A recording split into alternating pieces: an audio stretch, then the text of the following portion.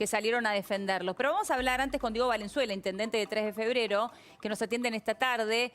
Valenzuela, ¿cómo le va? Buenas tardes. Muy bien, buenas tardes, gracias por llamar. Muchísimas gracias por atendernos. Antes de hablar también del tema inseguridad, que me parece importante, querría pedirle su opinión con respecto a los dichos del intendente de José C. Paz, Mario Ishii. Bueno, lo primero es ser cautos, el respeto a un intendente elegido por el pueblo, pero por otro lado la necesidad de saber qué encierra la frase que dijo Mario Ishii, si hay o no un encubrimiento, qué sucede con las ambulancias. En eso tenemos que ser estrictos en lo institucional y el intendente tendrá que explicarlo donde corresponde, que es la justicia. Ahora, Valenzuela, él hoy no se presentó, pero sí en declaraciones radiales y televisivas, dijo, yo en realidad no estaba hablando de encubrimiento de falopa, de drogas ilícitas, digo falopa porque es la palabra que utilizó él, pero sí dijo, yo me refería a medicamentos como el Rivotril, el Valium, digo, esto también está mal. Sí, por supuesto, si hay encubrimiento, sea de lo que sea, es una cuestión ilegal. Por eso lo que digo es que los que estamos en la función pública no es que tenemos un blindaje por el voto popular. Tenemos que rendir cuentas, primero ante nuestros vecinos y por nuestros actos, por supuesto, ante la justicia.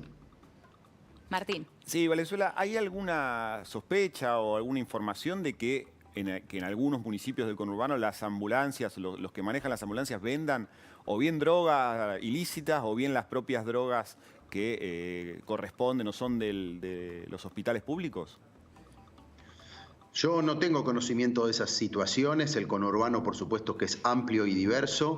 Sí les puedo recordar que acá, cuando yo asumí hace 4 años y pico, teníamos un sistema de ambulancias privado que casi no llegaba, tardaba más de 1 hora, y hoy tenemos el SAME, parte de lo que ha sido el gran esfuerzo de la gobernadora Vidal. Están más de 100 municipios de los 135 y nuestras ambulancias de última generación trabajan, no manejan medicamentos, trabajan en todo lo que son las urgencias que hay en la calle y últimamente están dedicadas a full al protocolo de COVID.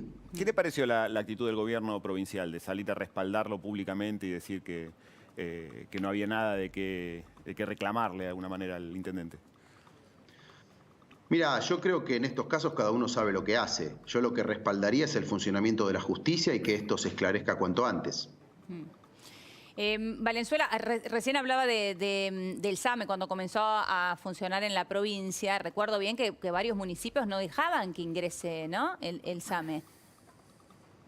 Sí, porque parecía que era una cosa partidaria y era todo lo contrario, era tener un sistema de emergencias de calidad para salvar vidas. Y eso después, con el tiempo, se fueron convenciendo mucho e incluso opositores de aquel entonces, que hoy son oficialistas, lo fueron aceptando y el SAME realmente es un sistema muy eficiente y lo vemos hoy.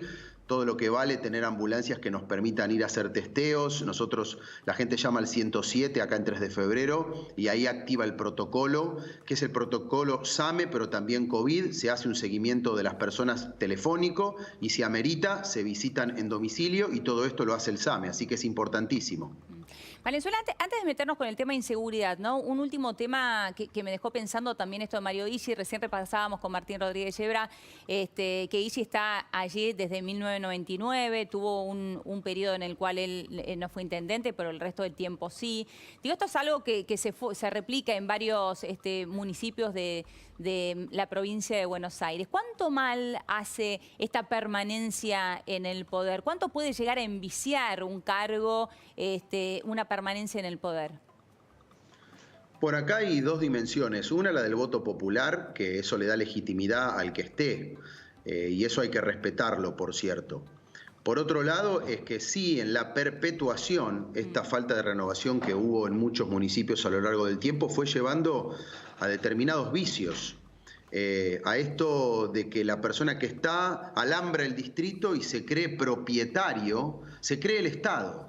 Se cree propietario de una situación política e institucional. Y eso en general lleva a malas prácticas políticas. Por eso yo soy partidario de la renovación, no solo con el voto, sino también con la legislación, como esta ley que se sancionó en el periodo de María Eugenia Vidal. Ustedes lo tuvieron a Hugo Curto, ¿no?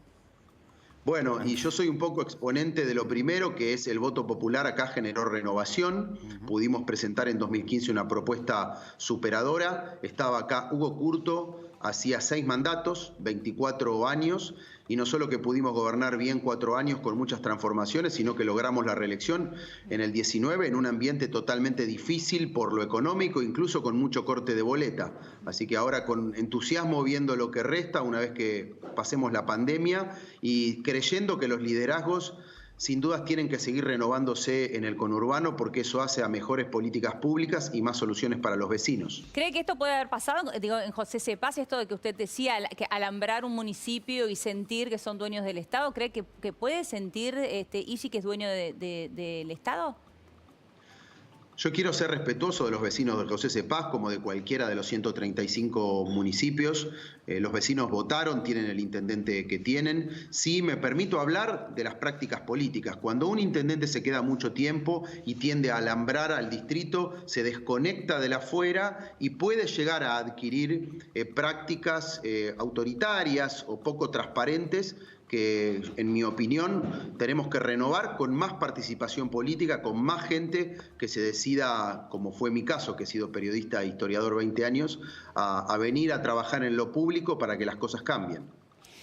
Valenzuela, ¿cuánto le preocupa? Vamos a hablar ahora de inseguridad. Digo, ¿cuánto le preocupa el crecimiento de la inseguridad en estos últimos días? Estas situaciones que hemos conocido hasta mediáticamente, ¿no? De algunas personas que han decidido armarse para defenderse en sus propias casas.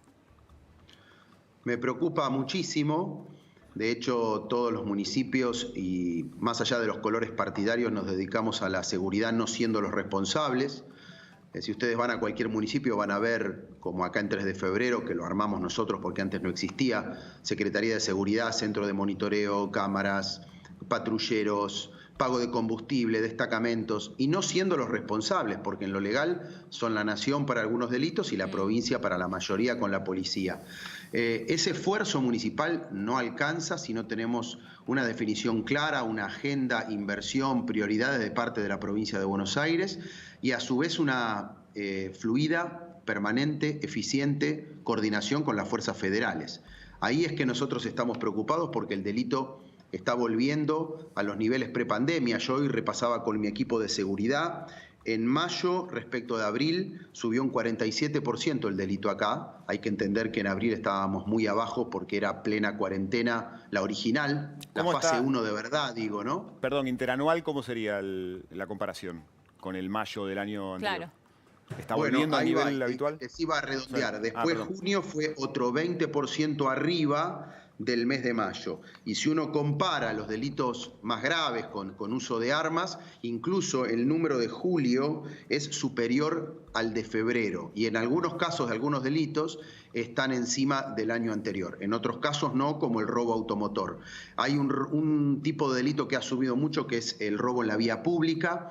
Está viniendo con más violencia. Así que sí estamos preocupados y acá es que pedimos una definición clara del gobernador, más allá del estilo del ministro Berni, una definición de prioridades y de inversión en este tema y a su vez una permanente y efectiva coordinación con la nación. No podemos seguir con las peleas, tienen que trabajar juntos el gobierno nacional y el gobierno provincial en este tema. Esas peleas entre el ministro Berni y la ministra Frederick, ¿cómo les impactan de lleno a ustedes, digamos, a los que están en el territorio?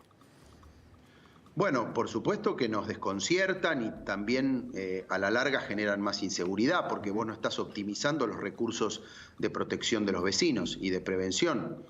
Hemos logrado, interviniendo muchos de los intendentes, que vinieran fuerzas federales al conurbano. En la primera versión no estaban los municipios de Juntos por el Cambio. Sí. Trabajamos mucho desde el viernes y hemos logrado, hoy tuvimos una reunión y desde mañana empieza la Policía Federal acá. Creo que hay algo similar en Lanús, pero vamos a reclamar los intendentes de Juntos por el Cambio que no nos salteen, que realmente haya presencia, trabajo en equipo entre nación y provincia y presencia en función de la necesidad en todos los municipios, más allá de los colores partidarios.